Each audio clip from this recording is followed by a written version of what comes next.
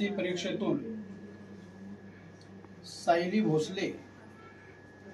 ही आमची कन्या महाराष्ट्रामधून 2 नंबरला आली। खरं तर तिनं जे अभ्यास केला, कष्ट घेतलं, मेहनत केली आणि त्या मेहनतीबरोबरच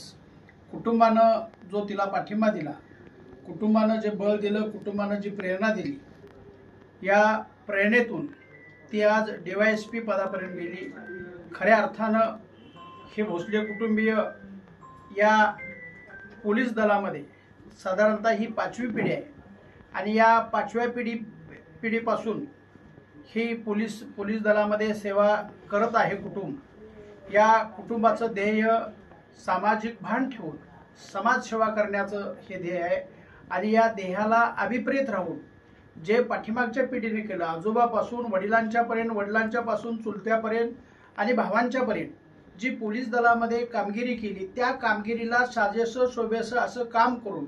आपण सुद्धा महाराष्ट्रामध्ये, जिल्ह्यामध्ये आपल्या कुटुंबाचा, समाजाचा नावलौकिक करावा आणि या नावलौकिक करण्याच्या उद्देशानंच या सायली भोसलेनं अत्यंत परिश्रम घेऊन, कष्टानं अभ्यास करून ही एवढी मोठी मजल मारली, एवढी मोठी झेप घेतली। या तिच्या यशाबद्दल मी रिपब्लिकन पार्टी ऑफ इंडिया नेते रामदासजी आठवले साहेब यांच्या वतीनं तिला धन्यवाद देतो, तिचं अभिनंदन करतो आणि तिनं असंच यश संपादित करावं आणि पुन्हा DYSP रेंजमधून ती पुढे जावी आणि एक दिवस आम्हाला कोल्हापूर जिल्ह्यातल्या सर्व समाजाला एक अत्यंत आनंदाची बातमी द्यावी की ती SP म्हणून नावारूपाला यावी आणि निश्चितपणानं तिच्या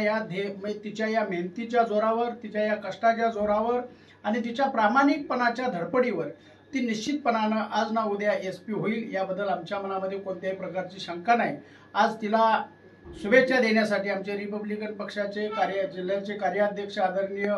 दत्ता मिसाळ आहेत, रिपब्लिकन पक्षाचे जिल्ह्याचे सरचिटणीस आदरणीय जयसिंग पार्लीकर आहेत, रिपब्लिकन पक्षाचे कामगार आघाडीचे शहराचे अध्यक्ष आदरणीय प्रदीप मस्के आहेत, आमचे करवीर तालुक्याचे संघटक नामदेव कोथळीकर आहेत। आम्ही रिपब्लिकन पक्षाची सगळी टीम निश्चितपणानं तिच्या पाठीशी उभं राहू आणि तिनं असंच यश संपादन करावं एवढी माफक इच्छा व्यक्त करून तिच्या पुढल्या आयुष्याला मी लाख सदिच्छा देतो आणि तिचं DYSP या पदी निवड झाल्याबद्दल अभिनंदन करतो, तिला यश चिंतितो। जय भीम।